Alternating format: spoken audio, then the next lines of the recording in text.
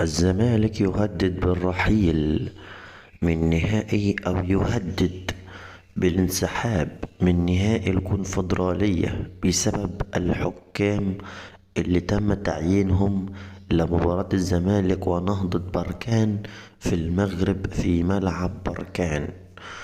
ووفاة العمري فاروق اللي كل الأهلاوية عندهم حالة غضب وزعلانين جدا جدا النهاردة بعد وفاة العمري فاروق. ويعني البقاء لله. وكمان محمد مجدي قفشة وعودته للنادي الأهلي من جديد. وخالد الغندور طالع يشتم ويهين ويتريق على النادي الأهلي قبل المباراة النهائية.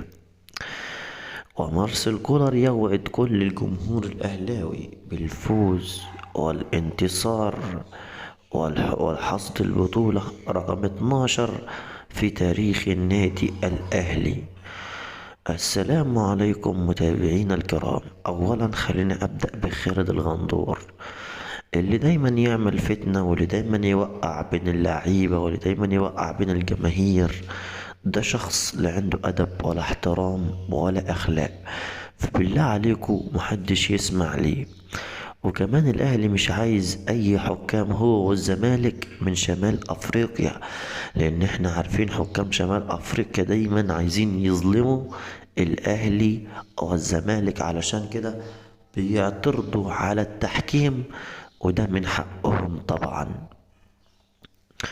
ان شاء الله الاهلي يقدر يكسب الترجي والزمالك يقدر يكسب النهضة، ويكون العودة مباريات سهلة ويقدروا يلعبوا بعض في السوبر الافريقي. شكرا لكم والسلام عليكم ورحمة الله وبركاته.